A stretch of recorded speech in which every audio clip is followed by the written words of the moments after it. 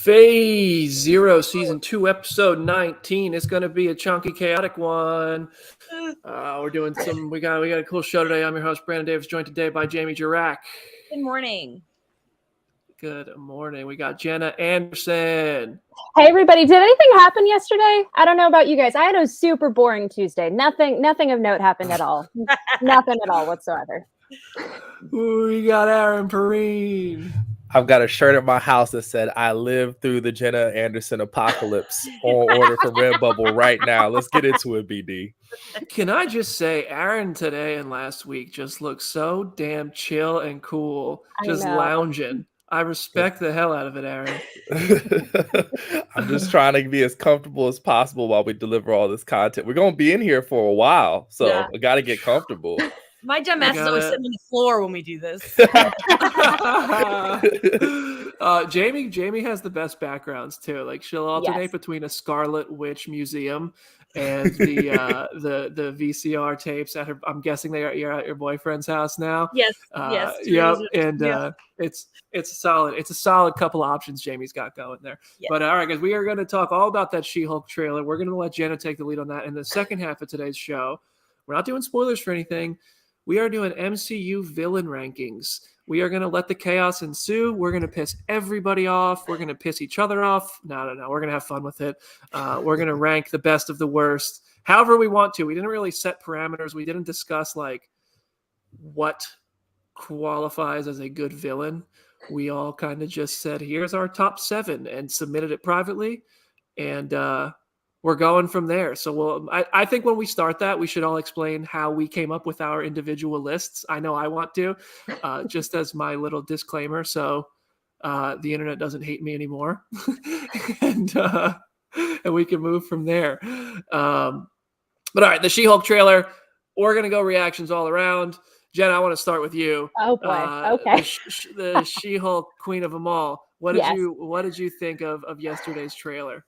Oh my God, it gave me basically everything that I wanted. The only thing I wanted was for her to break the fourth wall a little bit more. We got a moment where she kind of did, and that is enough for me. I am ready to be an apologist regarding the CGI. I will have a whole separate conversation about it, but I think the vast majority of what we did see looked super great. And I think for as ambitious as the show is going to be from a CGI standpoint, they are knocking it out of the park. And I think the tone and the vibe of the show and Tatiana's performance as Jen is exactly what this show needed to be, and it is just chock full of little bits from different parts of her canon over the years that I was not expecting them to deal with. There's a lot more of the original Savage She-Hulk era than I was expecting. I was expecting a lot more of the kind of John Byrne and Dan Slott, more modern and like campy sort of stuff, but they're doing a very good mix of it all, and they are making this show just so fun, so silly. I am so happy with what this trailer was. It was so Cinematic surreal. Universe has officially gotten a lot more sensational because the first trailer.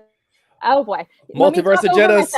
Let me talk over myself. Aaron said it was the Jenna apocalypse. No kidding. Oh boy. Now I see myself on here. Are we playing Jenna's trailer breakdown as Jenna breaks down the trailer? I guess we are. This is a multiverse I was not prepared for. Yeah, if you want to go watch Jenna's trailer breakdown without Jenna talking over Jenna, this is available on the Phase Zero YouTube channel. And it's already getting compliments in the comment section. Jenna's done a couple of really great videos for us, so shout out to Jenna for that.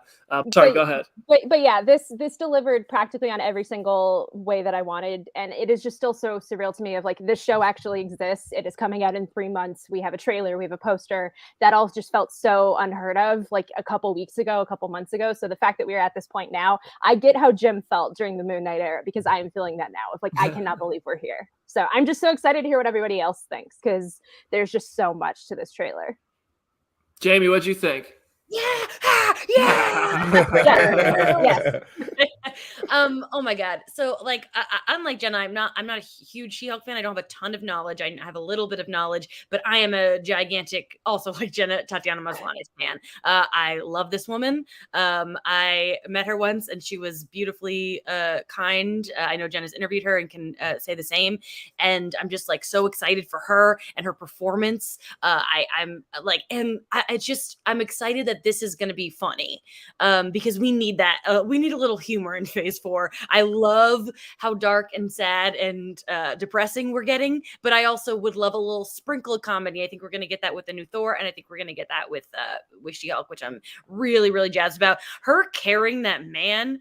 Oh, there's a lot of feelings I've got going on about that, and I will censor them, but you guys know. And also, we've talked about this before, but I am such a big Tim Roth fan, and I cannot believe he's back.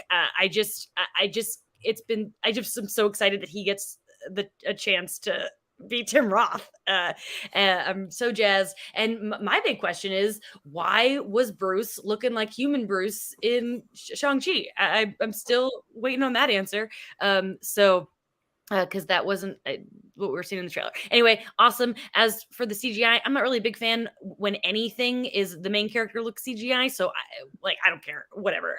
I'm here for Tatiana. She looks hot. She looks cool. Whether or not she looks perfect, it doesn't. That's like the bottom of my list of interests of what's happening here. So who cares? And that is my reaction. Aaron, what'd you think? I was really excited because I didn't know why everybody in our chat was freaking out beforehand. I'm like, what's going on? Like, is there something in the water? Why is everybody excited? And then everybody's like, She-Hulk trailer, and I was like, okay, let's get into it. I love that they put the Attorney at Law subtitle on this thing. That was my big draw coming in because freaking legal dramas are a staple of the Preen Adams household. Now that my mom has a hyphen in her name. I really am excited, like Jamie, about it being a little bit lighter. It seems a little bit funnier when she gets threatened with the freaking saws, and he's like, "Yes!" And then she goes to the door. He's like, "No!" I'm like, that I miss those parts of the MCU a lot. So I'm really excited about that. I mean, somebody in the comments said that she looked like Shrek. You don't have a crush on Fiona? Are you sure? I don't know. It looks fine. I think that there's a lot of time between release, so we'll clean that up when we get there. But all things considered, we are 2 for 2 on characters that I don't have encyclopedic knowledge of, in their first impressions winning me over pretty much immediately. So that's all I can really ask for, you know? I'm with Ollie. I thought it was a really great trailer. I think it looks like, I don't mean to speak in hyperbole or superlative here, but it does seem like the most fun Disney Plus show offering that we've had so far. Like, it does seem like it's bringing the humor and the good times, and I appreciate that. I think that looks like good time. I also recognize, like, Marvel seems to be trying to commit to like genres and specific like types of, like, this seems like, I'm not going to be surprised if this genuinely becomes like a procedural thing where we have like real court cases per episode or something. So I think that there's a chance that could happen. I thought She-Hulk, I thought the CGI was okay. Sometimes was better than others. I'm not going to be the person out here going in and ripping it apart, but I am also, I don't want to sit up here and be like, I thought she looked great. At times she looked like the dating scene, like on the close-ups, looked great, but this like sequence where she's holding the phone, I was like, well, I don't know about this when it's in motion.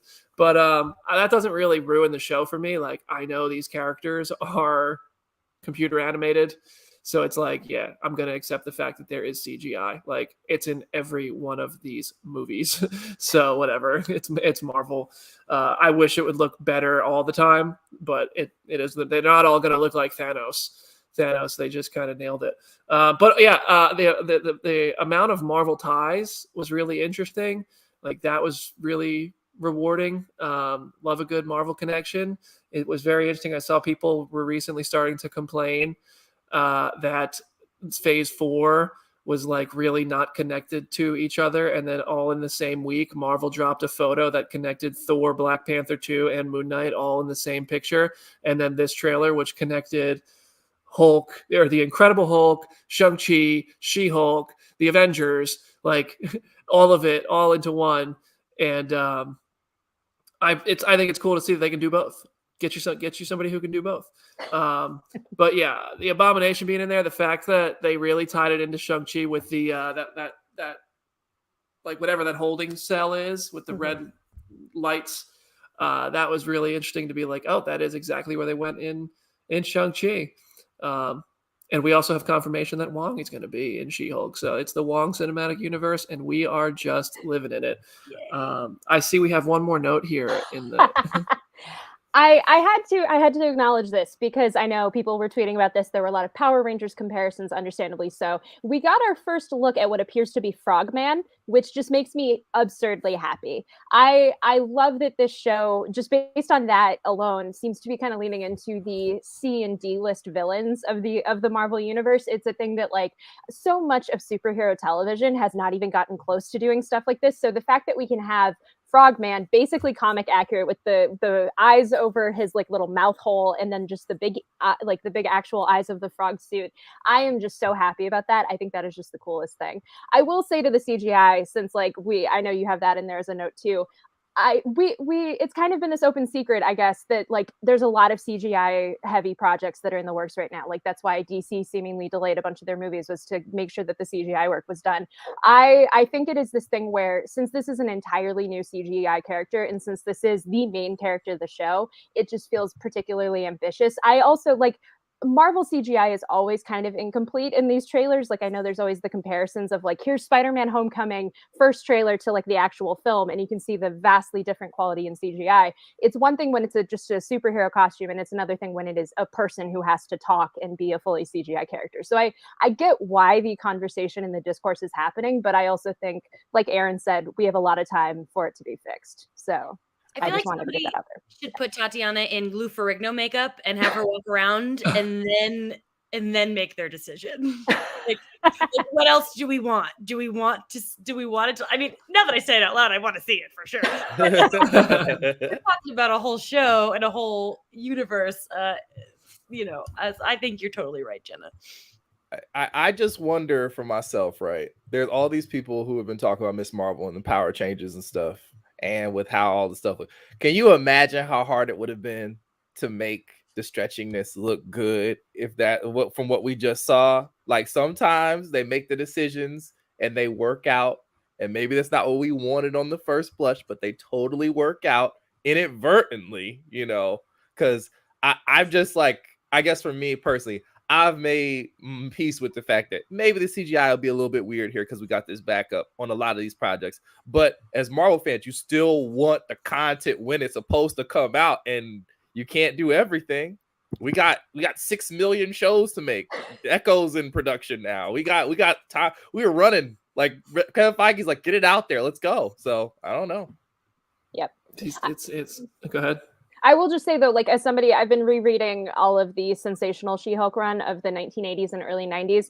There are a lot of panels where her face just looks wonky. Like it is kind of wildly inconsistent depending on the artist. And that is the case for most characters in most superhero comics. So like I can excuse a couple instances where her face looks a little off, because I know by the time we actually get it in the show, it's going to look so much better. And again, it's just a thing that happens with superhero storytelling at this point. Yeah. Each Marvel project, you can kind of point out the thing that didn't look great, like especially in Phase 4. Oh, can I actually share what I think might be my hottest take of Phase 4? It's totally off topic. Ooh, okay. I know this is going to be a hot take, and maybe not that hot, but it's a take, and I'm hyping it now. So get ready. Even after Doctor Strange: The Multiverse of Madness, my favorite Phase 4 film so far, Shang-Chi and the Legend of the Ten Rings. Still the best movie in Phase 4. I stand by it. I don't even think it's up for debate. It is the best Phase 4 movie, Shang-Chi. So now that that's out there. Good for you. I say, that's great. It's not, that is a fine answer. Yep. It is. It's a better answer than my answer, which I'm not getting into again. Wait, I don't know which one's your favorite. Is it a favorite movie? Your favorite movie of Phase 4? Is Black Widow. Strange? Oh yeah. Oh, it's Black Widow. Listen, I know Black Widow has not aged well in the court of public opinion, but I liked Black Widow. Like I certainly did not love the third act of Black Widow, but the visceral fight scene in the third act of Black Widow, like I appreciated what it did. I just couldn't believe they did that whole falling out of the sky thing. That was kind of like, okay, all right. But that's been the Phase 4 issue for the most part. The culminations seem to go a little too big, and then so all of a sudden they're throwing musical notes at each other. But yeah, I still think Shang-Chi is the best Phase 4 movie. Aaron, I'm putting you on the spot. What's your favorite Phase 4 movie so far? Spider-Man. I mean, Spider-Man. I mean, we got Andrew Garfield out of whatever he was doing, reading poetry upside down at night like a bat, or and found Tobey Maguire on that island that Hulk's living on and got him to come in and do anything. I just can't believe it exists still. I have it on digital. We're talking about buying it on Steelbook for the new house. Like, I really love that movie. Maybe it's not the best up and down movie, but maybe it's like you can't put a price on a feeling, I suppose. Oh, shout out to Judon Foster. I appreciate y'all in the background, because I know I'm overruled. And also, whoo, boy, I don't know. Thor better be amazing, or else I'm not going to have much place to hide, Yeah, I feel that. Also, I watched Spider-Man the other day, and I think from now on, I'm just going to start from Andrew's entrance on, because I can't watch that maze scene again. That's totally fair. I like this comment from Damon Streams. No Way Home is an 11 out of 10 experience, 8 out of 10 movie. I would give it maybe slightly above an 8 out of 10, but it is a perfect theatrical experience. It is an absolute blast in theaters. And then I started thinking about how convenient the plot was, and I was like, all right, I don't really care, because it was what I wanted it to be. But also, I recognize that this movie's not perfect. So whatever. But none of them are. I mean, I rated Black Widow pretty high.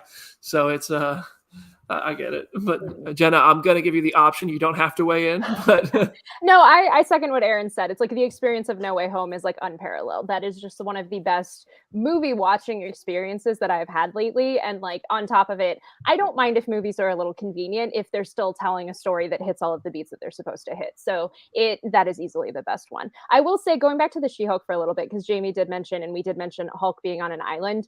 I am convinced that part of the show is set during the blip, because like it seems like he's very smart Hulky in a way that would be that like where he was before Endgame, which is kind of funny to me, because like the way that he's reintroduced in Endgame seems like this whole thing of like, oh, I just hid out in my little like science bunker and like did all of the smart Hulk science, and it's like you were just drinking Mai Tais on a beach. Like we're just not going to retcon it to be that. But was he wearing his sling every scene? He was not at all in the She-Hulk trailer. So that's why I'm like, either his arm like magically healed in the time between Shang-Chi and She-Hulk, or like part of this is set during the blip, which would be really interesting, because I feel like we've had next to no storytelling about what's been during the blip. So, well, speaking of, Samuel L. Jackson talked to Entertainment Weekly about Nick Fury's story in Secret Invasion, and this is what he had to say about it. There are things I really didn't know about Nick Fury that I just found out. The minds behind what happened during the blip are fantastic. That's part of what we're uncovering when we do this series. The place that Nick Fury is in, the evolution of his story, the de-evolution of his story. Maybe we wind it down. Maybe we crank it up. It's kind of hard to tell. It's given me an opportunity to explore something other than the badassery of who Nick Fury is. And I've had a good time doing it. And I'm looking forward to people sharing that aspect of who he is when the series does happen. Very interesting, because Nick Fury was blipped, like he disappeared. So I'm real curious to see, was that Nick Fury? Was it a Skrull? Was this I saw somebody on Twitter suggest Nick Fury has a family and all that kind of stuff. So I really like this comment from Layla. His first line better be "ucker."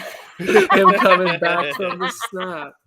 So that'd be funny. That would be funny. Oh man, just seeing where the helicopter crashed 5 years ago. I know. That'd be wild. But yeah, I do think this is interesting to think about, like, in what ways is Secret Invasion going to explore what happened during the blip, with maybe Nick Fury had a plan where if something happened to him, a Skrull stepped in to act like him. So that's going to be interesting. Anybody have any thoughts on that? Yeah, I don't know what to make of this quote, because I feel like they're like the way that he is mentioning the blip in here feels like it could be interpreted in a bunch of different ways of like, are you just dealing with the ramifications of it? Are you dealing with the exactly during it? Because like I was talking with Chris this morning, and I'm like, is there just like a group of Skrull Furies of like one of us pretends to be Fury over here, and then that's the one that got blipped, and then like we just retcon it that way. So I have no idea what they're doing with this. I also find it like the very idea of Secret Invasion having happened during the blip, and like we've seen no ramifications of it so far, is also kind of interesting to me. I think that could almost lend itself more towards how big of an event it is in the comics if it is happening when the population is cut in half. But I don't know. It's just such a weird thing. It makes me more intrigued for what the show's actually doing.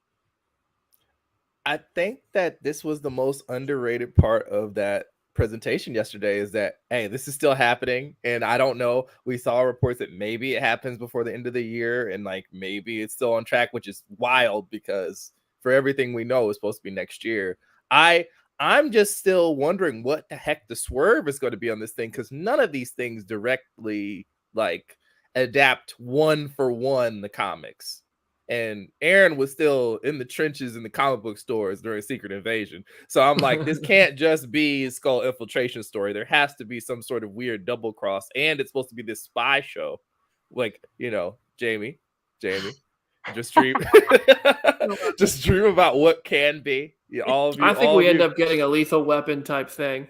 Yeah. Like, I think it's going to be a buddy cop, like Nick Fury and Ben Mendelsohn and all that kind of stuff, dealing with the Skrulls. And because there's no way we get a full-on Secret Invasion on Disney Plus. Like, that story, I remember we have a quote from Kevin Feige on the site that's just like, I asked him if it like matches the scope. And he was like, well, you can't. That would be Endgame. Like, it's just such a big story. Everybody's in it.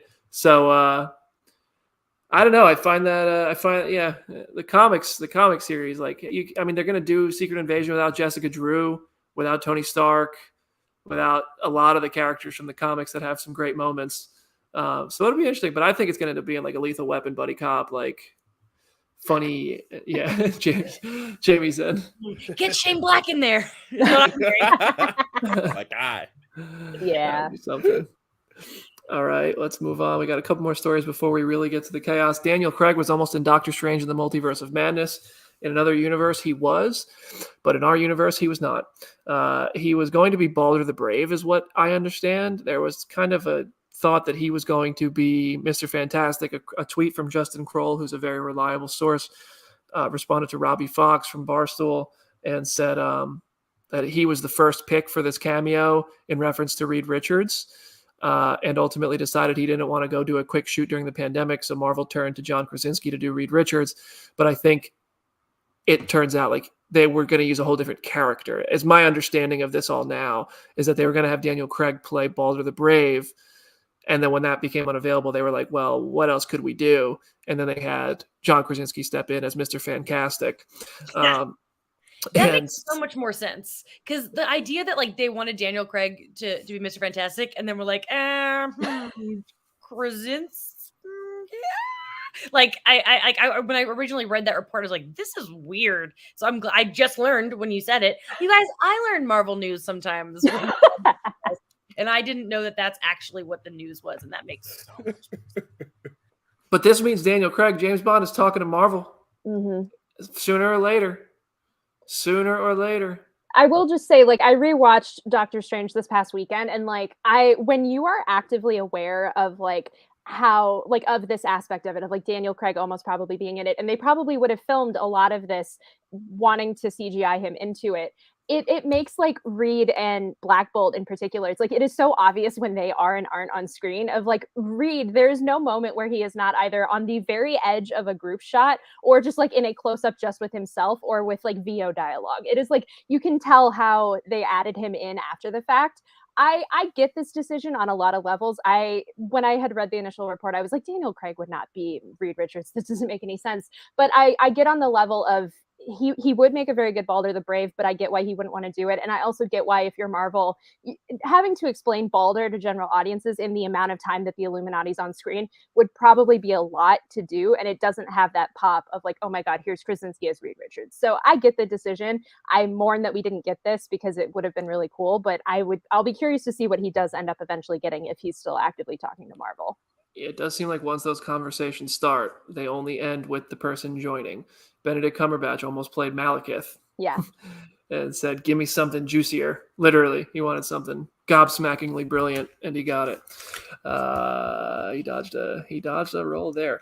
Last bit here, speaking of Mr. Fantastic, Grant Curtis, who was on the show just last week, Moon Knight producer, we found out just after he was on the show last week, we love a post-credit scene, that he is going to be producing the Fantastic Four movie, along with Moon Knight producer Nick Pepin And John Watts recently exited the Fantastic Four movie, and he's doing an Amblin-inspired Star Wars series. Yeah. So some developments on the Fantastic Four movie. I still don't think we get that movie before 2024 at the earliest, 2025 really. But not a lot going on the Fantastic Four front. All right, guys, you ready to take a quick break here? Yep. Yeah. All right. During this break, everybody go ahead and drop your Fantastic Four casting in the comment section. We will read them at some point because we're coming back and we are doing MCU villain rankings. We'll explain how that's going to work in just a minute. See you in a sec.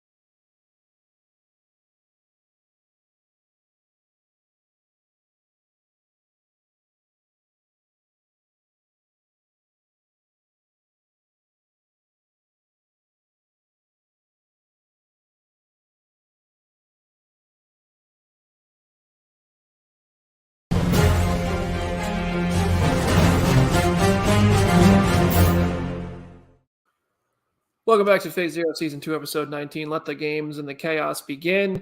This is the portion of the show where we are going to do our MCU villain rankings. We're going to rank them from 7 to 1, whatever that means. 1 being our favorite or best or whatever it is. I don't know the order we're going in here. I don't know the graphic. Is there a way for me to see that? Producer, who goes first, and so that we can have our graphic unveil in order. How you guys feeling about your rankings? You guys confident, feeling good, feeling proud? I know Jamie struggled with this. I may have cheated a little. Yeah. I just know no matter what, I'm gonna I just always I have feelings. It was funny because the only parameters we discussed was I asked if we could include villains that are in the Netflix shows that are not Kingpin, and Jamie was like, no, because then that means Agents of S.H.I.E.L.D. counts, and that completely redoes her rankings. So I was like, all right, fair, that works. All right, hold on. I'm getting the order here to see who will reveal their pick first.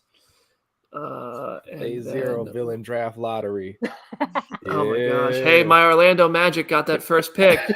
My Orlando. Listen, I've been home with COVID. Your boy's been having a good time. Great hat though. Yeah. Hey. And I've been watching a lot of basketball, Aaron, and I saw that my Orlando Magic finally got that first pick, and I still don't think it's going to make them better. I need the producer to tell me which host goes first, what the order is for our reveal. I should have checked in on this before the show. This is my fault. I'm messaging with Peter. Okay, so I'm going to go first. Okay. Oh, gosh. I'm going first. Dang it. All right. So I'm going to go ahead and reveal my numbers. So we're going to go 7 to 1. My ranking, and I think we should all do this, explain how we came upon our lists. And mine is just based on the villains I basically most enjoy watching. I thought they were fun. This isn't in terms of Martin Scorsese cinema. This is in terms of I had fun watching these characters, and I remember their villainy fondly. My number 7, Obadiah Stane.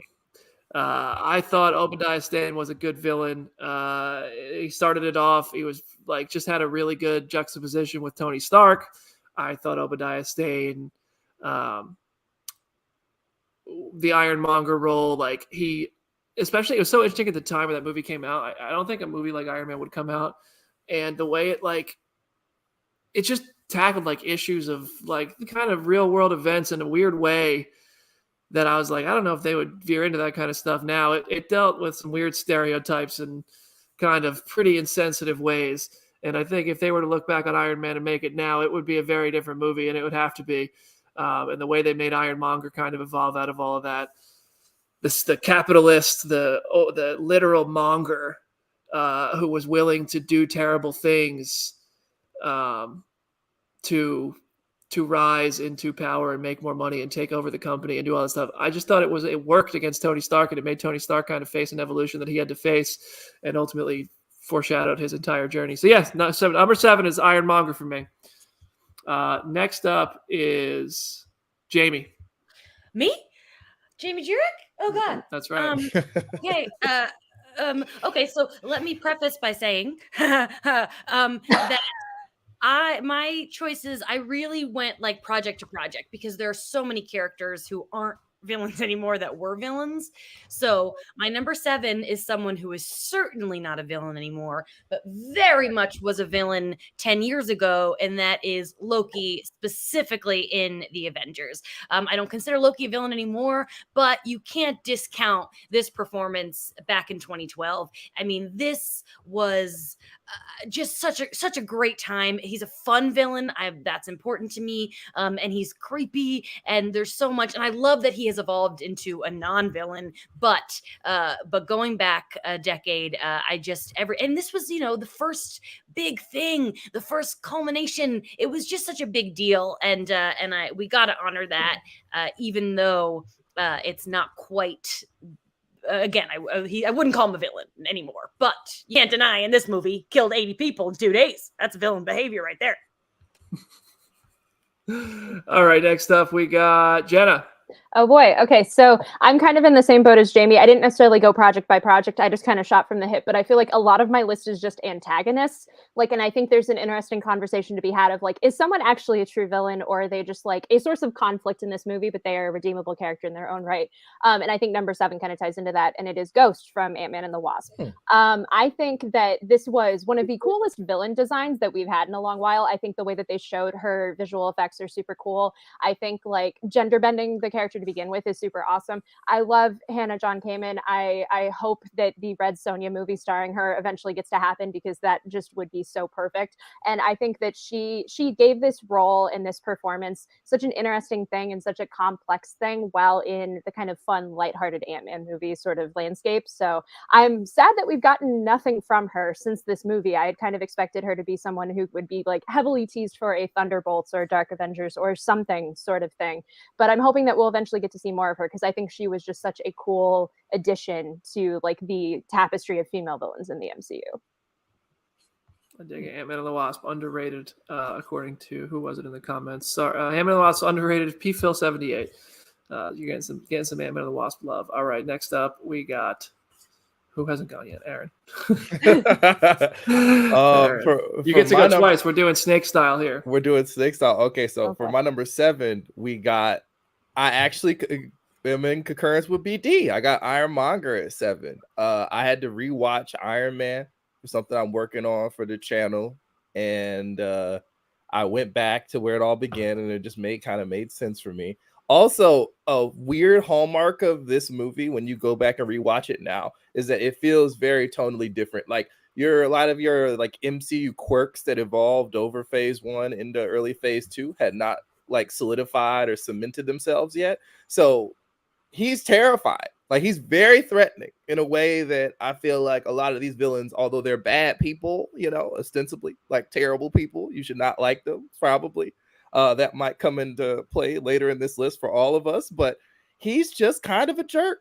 He's just kind of a jerk. When he had Tony paralyzed in the living room? Yeah, that's I'm yeah, you know what? There's something really viscerally just mean and awful about the entire thing. And especially at the beginning, you're like, oh, he has to babysit Robert Downey Jr. Look at this. He's the adult in the room. And it's wow, kids, you can't trust all the authority figures, which may or may not be the theme of my list. So I really thought it was great. And that box of scraps. Also, I'm not going to lie, I love internet culture. So any memes bump them up in the villain rankings for me. You don't know how many times. Every time someone says something about I guess earlier this season when the Cavs were good in basketball, I had one of my friends, a Wizards fan, he's like, their GM built that team in a cave with a box of scrap. Why aren't we better? And I'm like, see, his impact is still felt today. It's great. I love when we get that Aaron energy on the show. I know. Oh, yes. I respect your number 7 pick, if I do say so myself. And you can go ahead with your number 6 as well. Oh, okay. So I've got Wen Wu at number 6. I don't have it as the best movie of Phase 4, but I love Tony Leung just being just still, cold, cool, disattached guy that it's very clear. I'm like, yeah, you know what? If he was my daddy, I'd probably have daddy issues too, Sean. It's okay. It's all right. I completely understand. I completely get it. Also, high in the Marvel like zaddy rankings among the female and mid-loving You broke PD. I know I'm broken Brandon. It's so true though. I've never seen coming in hot. So many women on Twitter talk about how they don't even care about our good friend Simu. Please come back on the podcast, but they want to talk to his daddy. They want to see what that's hitting for. So and he's just kind of the sort of villain where he totally believes he's right. He's like unshakable will, right? That, you know what? Everyone's telling me this is wrong, but I believe this is right. And I have the power to make that a reality. And that like iron will gets used against him and ends up being his downfall. So I really thought that was very good too. Daddy Wenwu coming in at number 6. Watching King's Express, you really want to get your Tony feelings in. I mean, right? Like Yeah. there's a wealth of, if you got that thirst, go holler at me and Jenna and Jamie on Twitter. We'll tell you. We'll send you. We'll direct you where you need to go.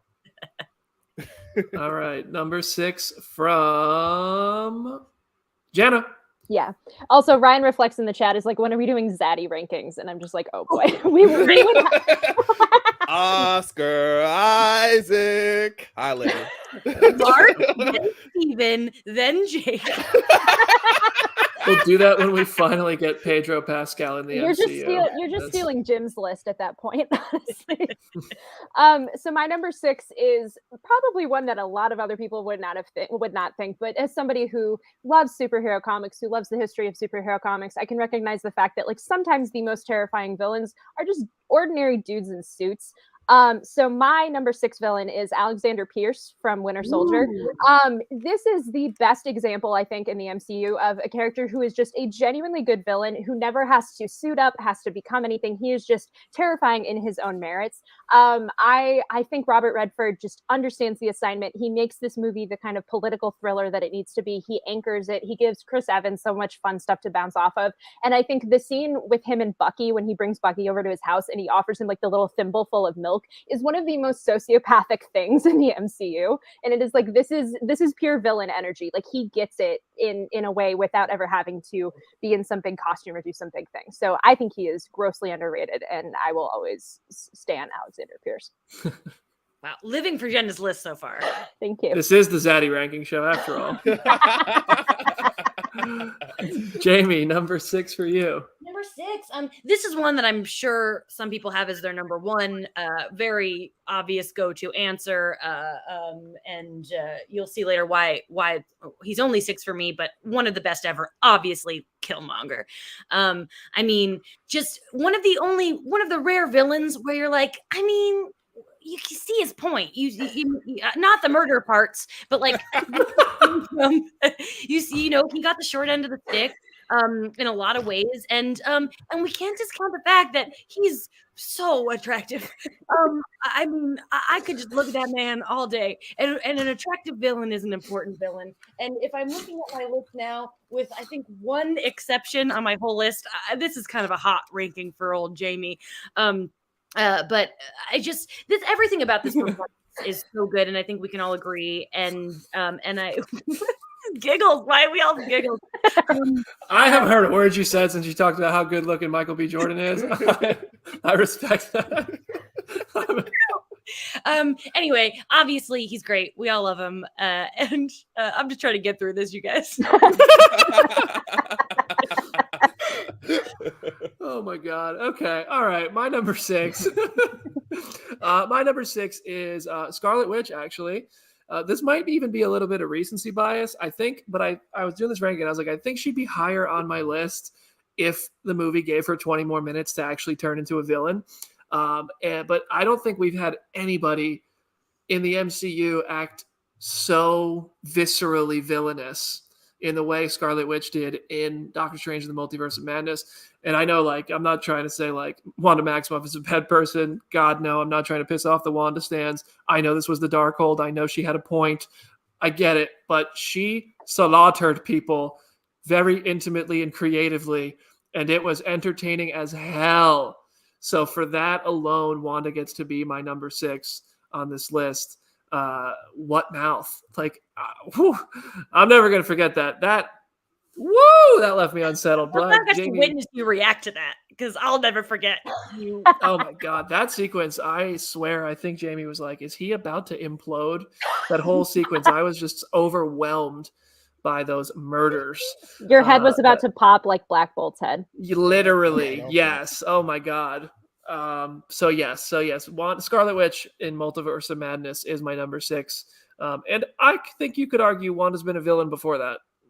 So in several, she started as a villain in Age of Ultron. Jamie, I know. Listen, No. What'd she do? She turned Hulk against everybody. She worked with Ultron.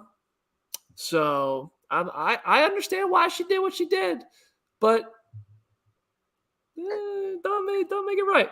All right, and my number 5, Wenwu. I thought Wenwu was a tremendous villain. I loved, my favorite part about Shang-Chi and the Legend of the Ten Rings was just how the family dynamic played out, how it became such a character-driven story. And I thought Wenwu, I understood his points. I love the fact that he was like really motivated by this love that he was never going to be able to get back or heal. I love the fact that he was trying to fix things like for himself in a way that, like, I like the way it affected his family, the way it affected his kids. He went about it really wrong, but he was a man who had who followed the purpose he believed in. And I thought he was entertaining as hell. The action sequences were great. The charismatic performance by Tony Leung was second to none. And I stand by Wenwu as a fantastic villain, and that's my number 5. So, all right, we are back to Jamie now for Jamie's number 5. This order is more chaotic than what we're doing. Yeah, I know. We usually like it's much easier when we have the graphics. We can keep up and reveal them one at a time. We're gonna have a graphic at the end of the show to lay them all out. But yeah, so now it's number 5 at Jamie. Number 5, continuing the hot villain rankings of Jamie's preference. This used to be much higher, but there's just a lot that's been going on lately. But I mean, obviously, Hela. I mean, she's hot, she's cool, she's bad, she's doing all of it. She murders a lot of people, which is, never great. But we're really looking back at all the murderous things that these people are doing. When you're a villain, you're gonna do a little bit of murder. But I mean, maybe my favorite villain costume for sure. Just the confidence, the Kate of it all. I mean, are you friggin' kidding me? You're all watching this video, right? Look at that stance. Look at that. Look at that face. Look at that everything. I mean, it's also a villain that's like very kind of scary-ish in a funny movie. Like, just the balance of her in this movie is so good in obviously Ragnarok. And yeah, she's awesome. Lady villains forever. Back to back. All right, Jenna, you're number 5. All right, so my number 5, I'm not going to be as thirsty sounding as Jamie was when she went to this point on the list, but my number 5 is Killmonger. I Called think this out. What am I here for if not this? But honestly, though, is that like I do agree with what Jamie said. That's not the reason why he's at my number 5. I do think it is this thing. He is one of the best examples of the I'm an antagonist. I'm not a true villain. There's a reason why we had all the Killmonger was right memes. I think Michael B. Jordan just has so much fun with this part. And I think watching him grow into this role and watching him like in What If be able to like have his little anime fun with like all of the Gundams and stuff is just like, just seeing how he makes this character his own is just so much fun. I think that he is the perfect antagonist for what this movie requires. It's just a thing of he's only so low on my list because I don't consider him to be like a true villain. Like he is just an antagonist who does make some good points at the end of the day. A lot of Killmonger love. I expect there is more Killmonger love coming on the show today. Who do we got next? Aaron, you're number 5. Okay. All right. So I got Ego. Ooh. Ego. I haven't gone to a Dairy Queen since whatever. Cause Ego is 100% a dick. Yeah, he's just the worst. Like, he just is the worst. Played by another horribly attractive older actor, but he is the worst. Like, I can't curse on the show, but like, like F-boy icon forever. Just absolutely. I mean, giving his mom cancer and being like, see, that actually gets me mad. That actually gets me mad. That actually gets me mad. In the background, like, I'm like, you're just so bad. You're such a terrible person. A terrible person. Also, we still, while everybody laughs about, no one talks about the fact that there's a giant celestial in the middle of the Indian Ocean. I don't know. No one ever explained what happened after all that explosion on Earth in this movie. Like, oh, I know everything. Someone's got to tell me what the heck happened.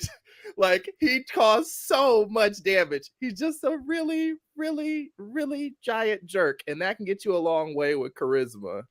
And everybody loves the Guardians, so doing any violence to them, I assume, would jump them up the rankings as well. So yeah, I got it. Oh, and you're right. Whoever was this FS Society? Yeah, I mean, there's a theme. We got equal representation, though, but that's a theme. Aaron's list is let's keep it rolling, Aaron. You're gonna hit us with your number 4 next. Oh, number 4. Okay, so we got. This is fun. I'm sure. I don't know if anybody else has this in there. I got He Who Remains at number 4. Okay, and interesting. The argument's a little bit circuitous, but follow me. Let's hear it. John Majors is responsible for everything. Every bad thing that happened. Every single bad thing happened in all these other movies is his fault. Everything is his fault. All of it. All of it. So I can't have him at 1, probably, but it certainly qualifies him to be here. He ruined, Sylvie said he ruined her life, but he ruined all of our heroes' lives too, in like a huge, major, crazy way. There's another villain coming up in Love and Thunder that's like, man, I got a raw deal. I'm gonna take it out on everybody. Every single one of the main characters in all these projects need to be like, you know what, man? Maybe he had a point. Like, we should just go find Jonathan Majors and jump him for all this terribleness he's done to all of us. So yeah, he definitely deserves to be there.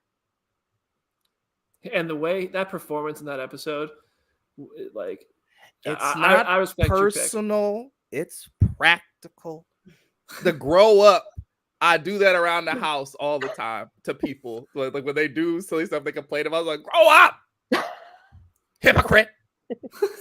It's great. I love it. I love him so much. Good. I can't wait till he's back. I respect that. I didn't even think to put He Who Remains on this list. Same. That's a good call. Bravo. Number 4, back to Jenna. I will just say, Aaron, I'm surprised you weren't eating an apple when talking about that part, because just to commit to the bit even further. Oh man, like the Carlito. Yeah, that's cool. I also if we had done a top 10, Ego would have totally been on my list, because for all of the reasons Aaron described. Good Lord. So my number 4, people are probably gonna be like, why is he so low in your rankings? But I will explain why. My number 4 is Thanos. I still think that he is obviously one of the biggest villains that this franchise has had. I think Josh Brolin's performance is incredible. I think seeing him evolve over the course of all of his appearances has been really interesting. The only reason why he's at number 4 as opposed to much higher up on the list for me is that I wish he was a little bit more like his comic counterpart in terms of his motivations. In the comics, he's more singularly focused. He is kind of twisted by the fact that he really wants to date death. And his reason for wanting to date death is why he does all of the stuff with the Infinity Gauntlet and makes everyone's lives miserable. I like that motivation a little bit better than I'm going to debate you about eugenics and population control and all of those specifics. I think it works within the movie ultimately, but part of me wanted him to get a little bit campier and a little more comic accurate. But that being said, he is obviously unparalleled. The VFX to bring him to life, when you can tell the stubble on his face face by the end of the movie and stuff. That is just still unreal. And like, we will never have a villain like Thanos in the MCU ever again. It's just I wanted him to get a little bit campier. Yeah, I'm big Thanos guy, so I support Thanos being on your list. Jamie, number 4. Real quick, I just want to backtrack a little and just defend the fact that I did not pick Killmonger because he's hot. That is a nice bonus. The bonus content. Absolutely, yeah. I just want to make that clear. But okay, my number 4. This is where I think I'm going to get in trouble because I cheated and I did a tie with my number 4. But that's because these two people are so on the same level for me that it is just impossible to like pick between them. And I feel like one kind of would cancel each other out if they weren't both on here. And that is my man Vulture. You know I love Michael Keaton. And then tied with Mysterio. That Jake Gyllenhaal performance is just so funny and good. And the way that both Vulture and Mysterio interact with Tom Holland as Spider-Man, just very different, awesome performances.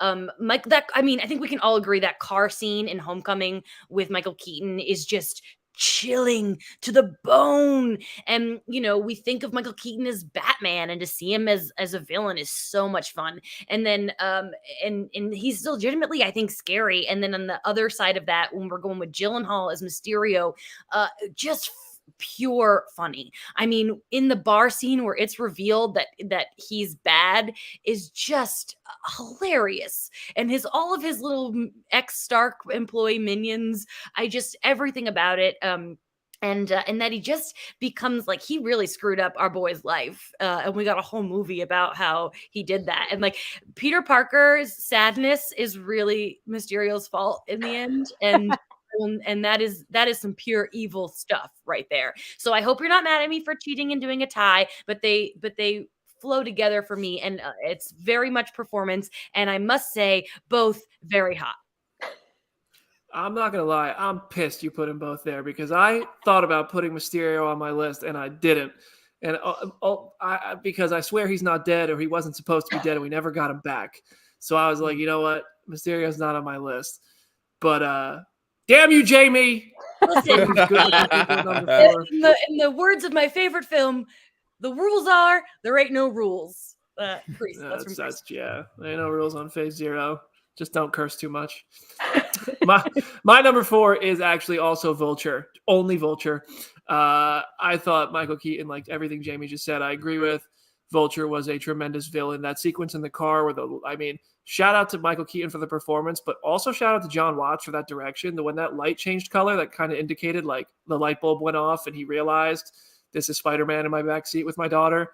The way Michael Giacchino's score played that up, the way they rolled up to the high school. And I really appreciated like that he pulled the gun out of the glove box, but then they didn't even have to have the gun in the shot ever again. It was just the performance and the intensity of the presence and of this character that you knew was so evil and what he was capable of and willing to do. I just thought that solidified Vulture as a tremendous villain. I think over time, maybe 4 may end up being like, oh wow, I ranked Vulture really high, but I did think he was great. I thought he had a purpose. He followed through with it, and the twist involving that character, I really, really enjoyed. All right, and I'm moving on to my number 3. Killmonger. I thought Killmonger, for reasons that have already been laid out, including the fact that he's just so beautiful. Gosh, dang, that Michael B. Jordan. But Killmonger came in with a purpose. Killmonger came in with a purpose that people in the real world can understand. Killmonger came in with a point of view that just like you might like obviously you don't agree with the murders, you don't agree with that this or that, but Killmonger came in with believing what was rightfully his should be taken by him, and he can actually use it to do good for other people. And I think that the most important thing about a good villain is understanding them, and they did a really good job of making you understand Killmonger. Whether you agreed with his style of trying to accomplish this thing or not, Killmonger had a great purpose, and I wish Killmonger was going to stick around. and had survived past that movie. But that also is just such a fitting, such a good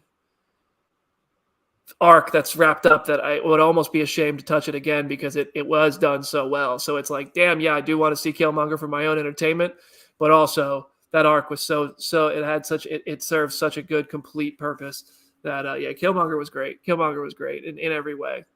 Michael B. Jordan, story, perspective, like it's all great. And we're moving on to number 3. Back to you, Jamie. Number 3, I don't think anyone will be surprised to see this person on my list. I think the next time we see her, she's not going to be a villain anymore. But the first time we saw her, she was, and that's my girl, Agatha Harkness. I mean, the reveal, the Agatha All Along song, I think is my favorite moment of Phase 4. Maybe in the entirety of the MCU. I have to think about it. What a beautiful drop that was. Everything about this it's fun, it's silly. And she's just the performance eating it up. Let's not forget, she's also very hot. Jesus Christ. I mean, look at her. I really think that because she's getting her own show, I think that we're going to get more of comics Agatha, where she's very much a mentor to what is laughing? I think you're amazing, Jamie. I think you're my favorite person in the world. Anyway, I don't think she's going to be considered a villain forever. But I mean, it's Catherine Hahn. Having Catherine Hahn get announced for this show was the biggest deal of my life because I knew this show was going to be my favorite thing ever, and everything about her performance. I just can't say enough good things. Number 3 is maybe too low for her. That's my answer. I can't wait to see your number 2 and your number 1. Yeah. Me too. I don't think you're going to have Thanos on your list, and I'm really curious who the other 2 could be. It's interesting. All right. Sorry to cut you off. Did I cut you off? Did I cut you short? No, I need to stop talking. All right, we got to keep moving because we are getting close to our too long run time. Jenna, you're number 3. All right, so my number 3 is Hela for a lot of the reasons that Jamie already outlined.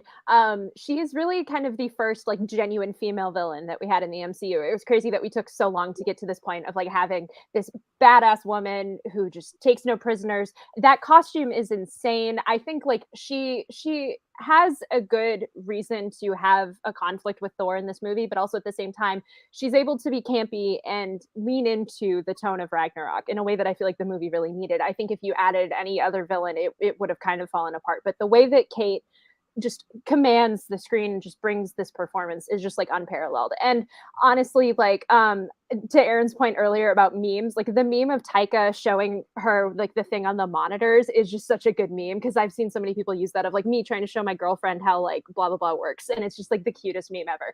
I love Hela. I hate that we probably won't get to see any more of her. Maybe Love and Thunder will kind of prove me wrong, but we'll have to wait and see. But she just left such an impact across Ragnarok that like she's easily in my top 3.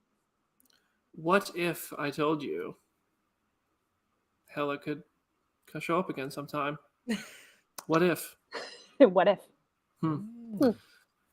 All right, Jamie, Aaron, you're number 3. Me and Jenna tag teaming on this one. I got Hela at 3. I would be remiss to have my list without the progenitor of the Wheel of Evil Ladies. She is the godmother of this evil lady business that we have now. So much in the MCU, so much to be thankful for. She's also one of the first big, like, this is going to be the fissures that define Phase 4 stuff in Ragnarok, because everything's in shambles for Thor after this movie. She completely, even though he quote unquote wins, does he really? Because everything goes sideways the second they fly away from Asgard. Everything was cool when the big castle in the sky and my big homie Idris Elba were alive, and now they're not. So she's just delightful. I mean, in this cast of that movie, the cast is so good, and she more than holds her own. It's funny to see both Hiddleston and Hemsworth, plus just people just completely owned for a vast majority of the film. Like, we're really not gonna be able to beat her. It's like, no, you're not gonna beat Kate Blanchett. Are you crazy? Are you dumb? Like, no. So she's just great. I think she absolutely belongs at 3. You all left Jamie's adjectives out. What Jamie's adjectives? It was implied. It was heavily implied. I want to clarify why. The only reason I didn't put Hela on my list is because I really do love Thor Ragnarok, but I felt like Thor Ragnarok, I never felt the stakes because I was just laughing so much. like Thor lost an eye, Asgard got destroyed, and Hulk just smashed on the bridge. And I always I know. That's fair. Taking any criticism towards Thor Ragnarok is a life sentence. I think it's a great movie, but that was my only thing about that movie. If I were to change it just didn't, for some reason, it didn't let me feel those stakes. Like, Thor lost that eye. Hela was a powerful,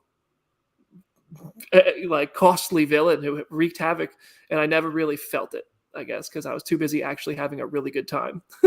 Which I guess, I don't know if that's a criticism, but yeah. Anyway, Aaron, you're number 2. Okay, so we're getting into heavy hitters, and I think, I have Killmonger at 2. Just a lot of my list is based on, the large consensus.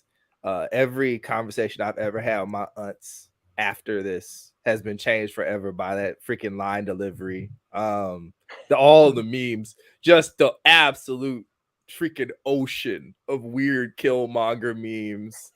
Is this your king? The thing with him sitting in the museum at the beginning, that poor woman who's just trying to do her job as a docent. She didn't go and steal the artifacts, but now, things worked out very, very badly for her. His poor girlfriend, which is my favorite thing. Whenever everybody's like, he was right, I'm like, he just be out here. The film is just holding your hand. Like, you ever seen that meme, Jenna, where you're sitting there trying to talk with people about stuff, and then talking with another group of people, and it's like a baby playing with blocks where you put the shapes in the shapes? I'm like, they're telling you he's bad, y'all. Every woman he comes into contact with in this does not fare well. It's not good. He kills freaking T'Challa's spiritual advisor, that's supposed to be really affecting. So he's just the worst kind of bad, because you see how if the light hit him in a different way, the light would shine through him and he would be a really wonderful force in this universe. But that's not the one we live in. So he's at number 2. And he's super hot. Yeah. I mean, who else gonna be your number 1? Sure. Bless you. There we go. All right, Jenna, you're number 2. Okay, so this is 1,000% partially recency bias, and I don't care. My number 2 is Scarlet Witch. I think that the way that Elizabeth Olsen has been able to just take this character, make it her own, and give this very long running arc in the MCU of going from originally kind of being an antagonist villain in Age of Ultron and kind of getting her hero arc, and then now where we're at now.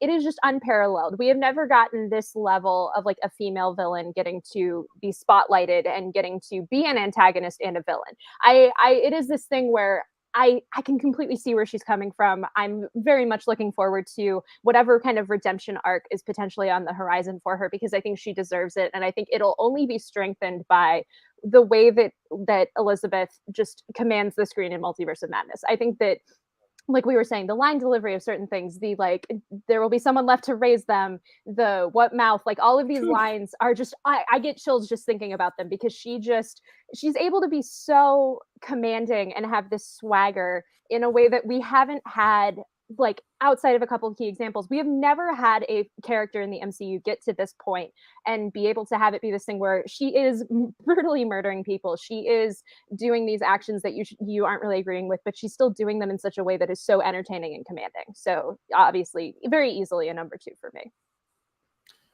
I respect it. I'm glad you recognize the recency bias.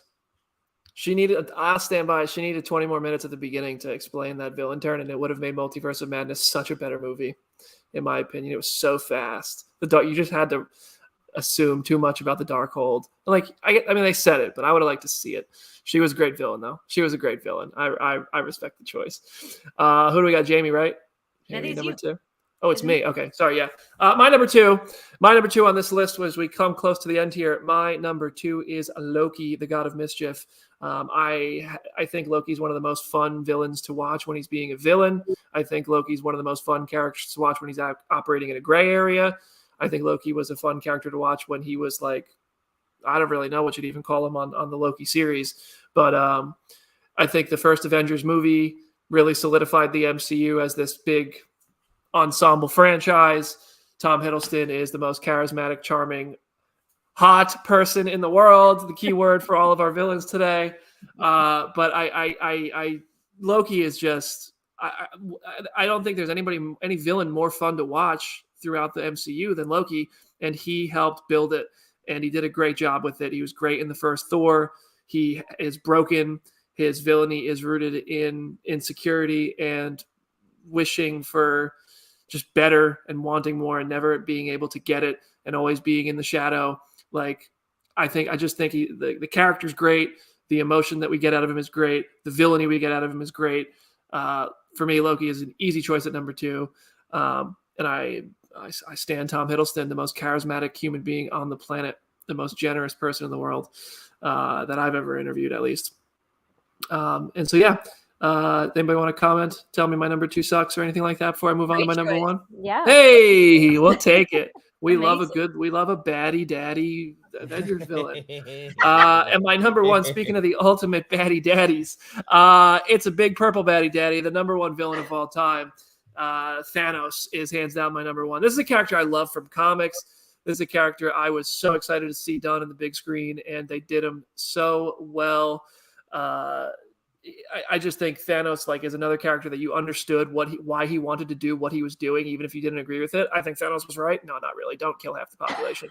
But you could yeah, sure, you should have snapped more trees and apples into existence. But erasing the other half, also, I guess that works, dude.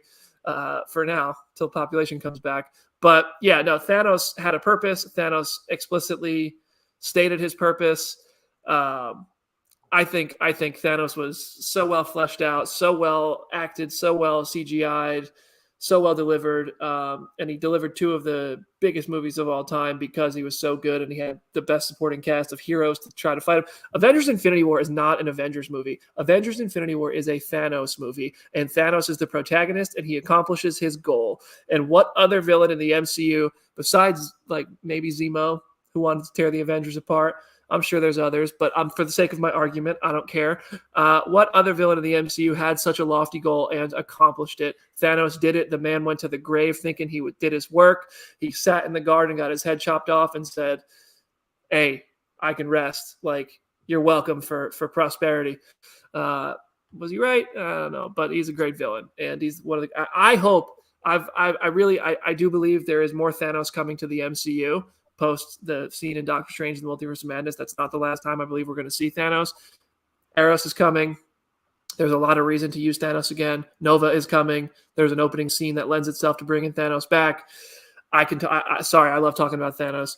Thanos is Thanos will be back, and Thanos was great. So number 1 villain is the villain who hired my number 2 Loki, Thanos. All right, Jamie, number 1. No, I'm not my number 2. I haven't done my number 2 yet. Oh. Oh, okay. Yeah. Also, I love that the thesis of today is murder bad, villain hot.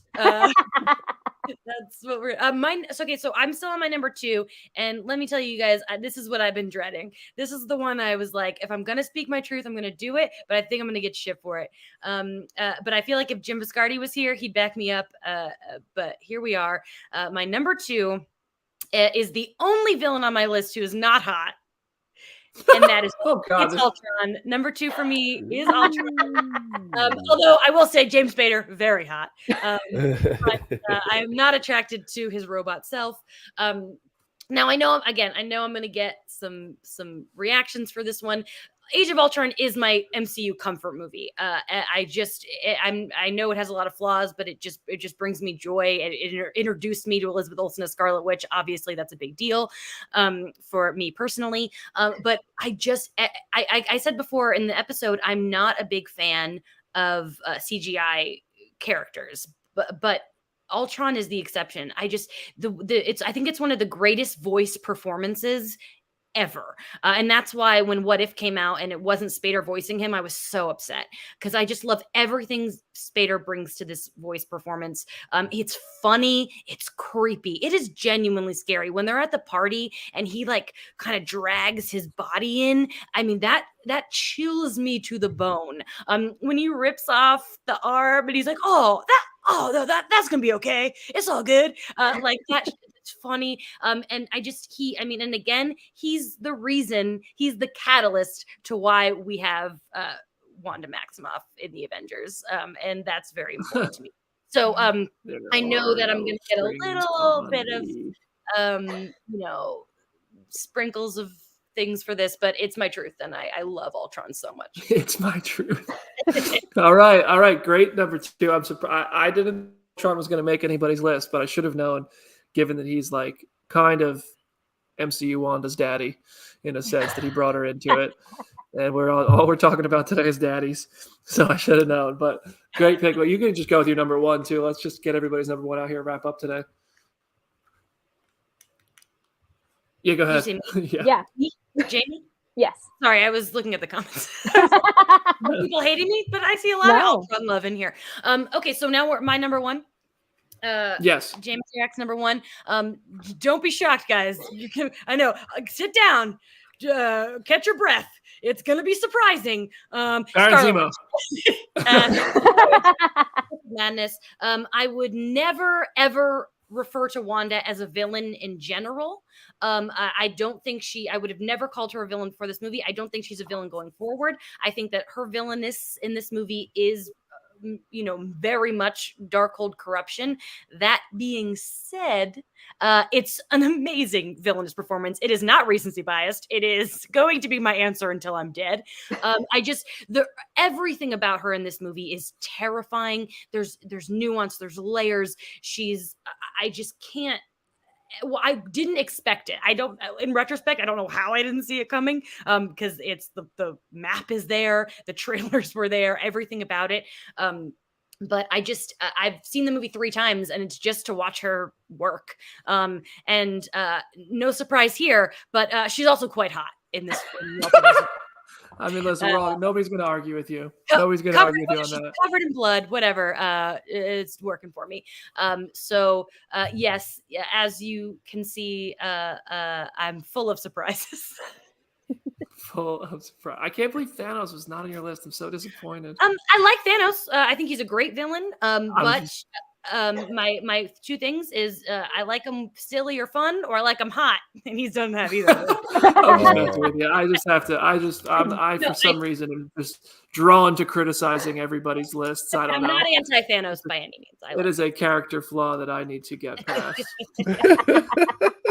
But hey, I respect that number 1 choice. I loved. If you guys haven't watched Jamie's interview with Elizabeth Olsen, and if you already have, do it again. It's hands down one of my favorite kind of celebrity / interviewer interactions. Like, that was so good. Mm-hmm. The way you got, like, it seemed like you guys like knew each other. It was such a good, and the comments, I read the comments on that. Yeah. You certainly knew her. But it was fun to watch. I could tell you were having a good time. I could tell she was having a good time. And the comment section on that video, which is the number 1 most watched video on the Phase Zero YouTube channel, by the way, right now. It's just I love seeing the comments support you guys and appreciate your work. That was a great interview. And so I also just want to say, like, hey, good job. Go watch that if you haven't yet. A big day for me. So you showed her your tattoo. That is so dope. I know. I'm gonna get my first Marvel tattoo soon. So yeah, awesome. But we'll keep that a secret until it happens. All right. Jenna's number 1 villain in the MCU. Okay, so I mentioned it earlier. Sometimes the most terrifying villains in superhero fiction are just guys in suits. They don't have to have like necessarily big, gigantic mech suits or whatever, but they can still be terrifying. My number 1 is Kingpin.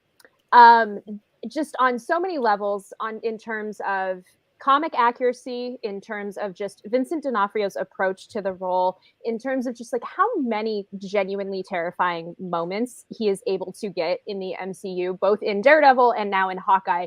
He is exactly what you would picture Wilson Fisk in live action to be. And he, like, every single moment that he is on screen, it is just so fascinating. I'm so glad that they brought him back in Hawkeye. I'm so glad that he's now technically like in the MCU in a canonical sense. I think that one of the saddest things about the Netflix verse originally kind of petering out the way that it did was that we didn't get more Kingpin out of it. So I'm glad that we are now remedying that. I think that Vincent D'Onofrio is just having the time of his life, and it shows, and it is just, the attention to detail is just unparalleled. And he is one of the most like memeable, iconic villains that Marvel has had in live action as of late. Just look on the internet for like 10 minutes and you will see 10 different Kingpin memes, and they are all just excellent. Like this man is one of the most quotable and most memorable things that I feel like any live action Marvel thing has put out lately. And so like he is just in a whole other stratosphere to me compared to everybody else. The man will go full Thanos if you embarrass him in front of Vanessa. So 1,000%. Yeah. That's a good. I respect that pick. I love an actor who loves playing the part, and with Vincent D'Onofrio, we got that. Yeah. All right, we got our last number 1 pick of the draft here. Okay. What is the NFL draft sound? I just tried to make it. Where's Cam Hayward? Yeah, Jenna got it. Yeah, I actually was gonna do like the NFL, like the Fox thing. Jamie's like, way what? too many hours of the NFL draft. I know that sound. It's like my sleep demon at this point. So And now I just landed on like a Dr. Evil, like that's also Sports Center. I don't know. Anyway, I'm sorry. yeah, I was having so much fun with you guys. I don't want today's show to end. Aaron, who's your final number 1 villain in the MCU? Well, I can't build this all off the internet and my own preferences and not have Thanos. When I was in, We had the same 7 and 1. we had the same 7. Yeah, we guys at home. We didn't talk about this. We didn't compare notes. Like it just happens that way sometimes. Does this mean we're best friends? I used to do reading for undergraduate film studies classes where I went to school, as like a grad student, and you'd get these essays about like villains and stuff, and you'd always get kids trying to write about like Star Wars and Darth Vader and stuff like that. I'm sure if I was still in that program, I would get at least 2 to 3 Thanos essays like a semester. He's that big of a deal. Like he's become like easy shorthand for any villainous cause or person, whatever. You just Photoshop that purple chin on him and boom, there you go. And I think that has to really count for something. Also, it's like he also benefits from being in the background since literally the Avengers. He's always just lingering in the background, threatening. And then when he does make his appearance, he wrecks shop, like completely wrecks shop. They get so flustered in Infinity War, like completely caught off guard by a guy with a glove with some stones in it. And he doesn't have the most crazy power set at the beginning, but like that will that's there with Wenwu, that's there with Killmonger, it's there with all these other people, hella that just drives people is there. I know no Zemo, I know no Wanda, but like first of all, we can debate into the sun whether Wanda's really a villain in that or not. Because I sat there and I'm like, I don't know, man. A38 universe, they seem like kind of like jerks a little bit. I'm not saying nobody deserves anything. They just seem like jerks a little bit. What did they do? The way that they didn't take her seriously at all and kind of brushed off. Dr. Strange's like, yo, man, y'all might want to handle that. Y'all might want to handle that for real. And they're like, no, we got this. We good. And then just what would the Avengers have done? What would Tony Well, Stark see, have that's said? the thing. And I don't know how we started talking about this, but we could do this. yeah, this is a I whole separate believe debate. that the core thing that enabled their fall in that movie is that they had never really failed on the same scale as our Avengers. Think about it. None of the crazy stuff that happened to them, like maybe they had a battle in New York, but like the other crazy kicks in the teeth that all of our heroes experienced, they didn't ever had it. So they're like, of course we're going to run in, we're going to win, and it's going to be great. Like there's no one during their fight, at least that we see, to do Chris Pratt's line read of, wait a second, we lost? Like, what?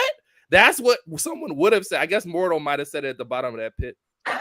Like, maybe that's what happened. But yeah, for me, I think that their hubris is what led to them, like, literally, like, getting their stuff pushed in. Their stuff. I'm trying so hard not to be like internet lingo and curse.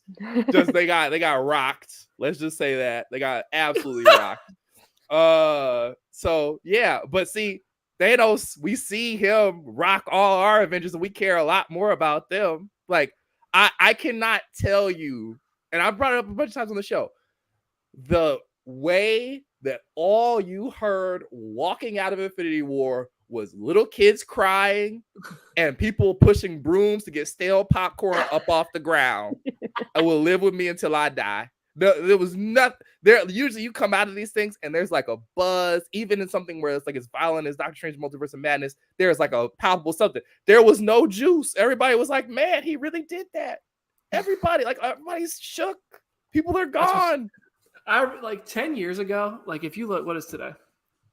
10 years and 2 years ago, nobody knew who Thanos was. Like we did. Sure, I loved Thanos as a character, but 10 years and 2 weeks ago, before the post-credit scene of the Avengers had everybody acting like they knew who Thanos was, nobody knew who Thanos was. Thanos now, I would argue Thanos is like it's Marvel's most famous villain at this point. It's like Marvel's Joker at this point. Like nobody in the Marvel pantheon of villains reaches that Thanos level where you could go talk to him. I like to refer to it as the Uber driver test.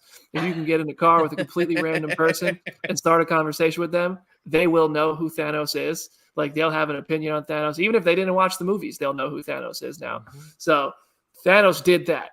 Thanos is number one. I agree with you, Aaron. Great choice. Thank you. Great choice. Well, anybody got any final words for today's show? Because we are running way over time. I'd like to say shout out to poor Peter, who just had to put all of our rankings together and didn't get a single stitch of the Zemo he wanted. I know. All he wanted was some Zemo love, and not one of us gave him that. And I just want to say I'm sorry. Mm-hmm. All right, Jen, any words for as we head out? I am just so happy that we are in the She-Hulk era. Like, I know we really will be once the show premieres, but it's like we have content. We know we have a premiere date. I am so ready to just be the concierge if anyone needs to know anything about She-Hulk. I'm so happy. I cannot wait to talk about this show so many more times on this show. So I'm just very happy. Go read some comics. Go read She-Hulk comics. But yeah, this has been a good week. Hashtag get Jenna to the She-Hulk premiere. Whatever that is, we got to figure it out. Yep. Aaron, anything on your way out? I think Jenna, you're gonna need like a Hellfire Gala outfit for that premiere. I don't know where you're gonna get that from. It was so much fun doing this impromptu like Reiki's thing because I really get some anxiety going into it, but you guys made it so much fun. And I would like to say I appreciate the people in the comments looking out for each other when we were talking about Multiverse of Madness, like warning people that didn't want the spoilers, even though I played defense against you. I'm sorry. I really like that we have such a nice community that would look out for each other in that way. That's really cool. Mm-hmm. We have the Phasio community. I like even like the Twitter community, like the way I see people meeting each other and talking and having fun. Really proud of that. This community rocks, and the way you all keep it friendly and safe and inclusive and just so welcoming. Keep it up, guys. We appreciate y'all. We love what you're doing, and it only helps us do more fun stuff here. I know we've done stuff where we've been able to introduce a couple of you guys to some of your favorite actors or get your questions on the show and stuff like that. Can't ever promise anything like that in the future, but having this community in the first place is why we're able to do it. So thank you all for that. Yeah, I saw there was a Zoom call between the Phasio community, and they were all. It was the Jenna Anderson appreciation hour, and I respect the hell out of that. Hell yeah! All right. On that note. Thank you for indulging us on our villainous quest here. We'll see you in a week with more Marvel goodness. Tell your friends about Phase Zero and subscribe to our podcast on every major podcast platform. Leave a 5-star review, and we'll see you next week. Later.